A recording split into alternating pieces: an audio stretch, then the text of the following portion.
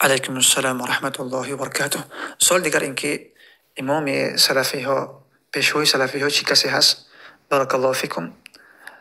امام سلف یا که امام اهل سلف و پیروان اهل سلف این رسول اکرم صلی الله علیه و سلم است. این محمد رسول الله است.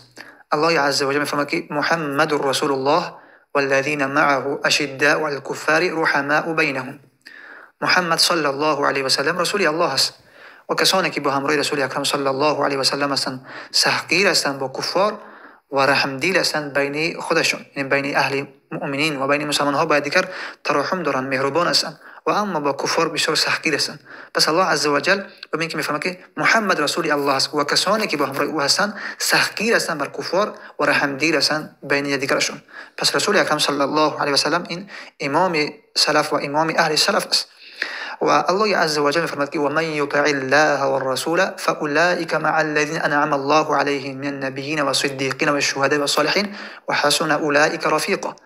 پس خوب دقت بکنیم که الله عز وجل اطاعت خودش را با همراه اطاعت رسول، با همراه اطاعت محمد صلی الله علیه و سلم با هم یک جا ذکر کردن و فرمودن که و من یطع الله و الرسول، کسی که اطاعت الله و اطاعت از رسول میکند. و همچنین در جای دیگر الله عز وجل فرمود که و من یطع الرسول فقد اطاع الله. الله عز و جل اطاعت رسول اکرم صلی الله علیه و سلم را اطاعت الله گفتن. کسی که اطاعت پیامبر اکرم صلی الله علیه و سلم میکند پس به تحقیق این نفر اطاعت الله کرده است. جای دیگر الله عز و جل فرمود که یا ایها الذین آمنوا اطیعوا الله و اطیعوا الرسول ولا تبطلوا اعمالکم. اطاعت از الله و اطاعت از رسول بکنید ای مؤمن ها و عملهاتون را شما برباد نکنید به سبب عدم اطاعت نکردن از الله و رسولش. عملهاتون را شما برباد نکنید. عدم اطاعت رسول صلی الله علیه و سلم این منجر می شود که عمل انسان برباد بشود.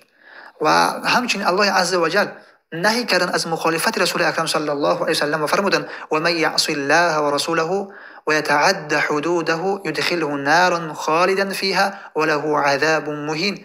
و هر کسی که اگر نافرمانی الله و رسولش میکند و حدود الله را میشکند، تجاوز میکند، الله عز و جل این نفر را داخل جهنم میکرد، داخل آتش میکرد که همیشه در اونجا هست و برای این نفر عذابی رسوا کننده است. و در جای دیگر الله عز و جل میفرماید که و ما آتاکم الرسول فخذوه.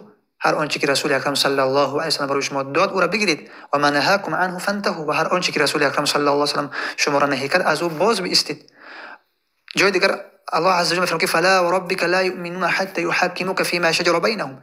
که انسان مؤمن نمیشود تا زمان اینکه در اختلافش پیامبر اکرم صلی الله علیه و سلم را داور قرار ندهد، گفته های پیامبر اکرم صلی الله علیه و سلم را داور قرار ندهد و باز هم به آنچه که رسول اکرم صلی الله علیه و سلم و حدیث رسول اکرم صلی الله علیه و سلم داوری کرد باید که بر او تسلیم باشد کاملا، در قلبش هیچ حرجی باید نباشد. ثم لا یجدوا فی انفسهم حرجا مما قضیت و یسلموا تسلیما. این کاملا به تسلیم باشد.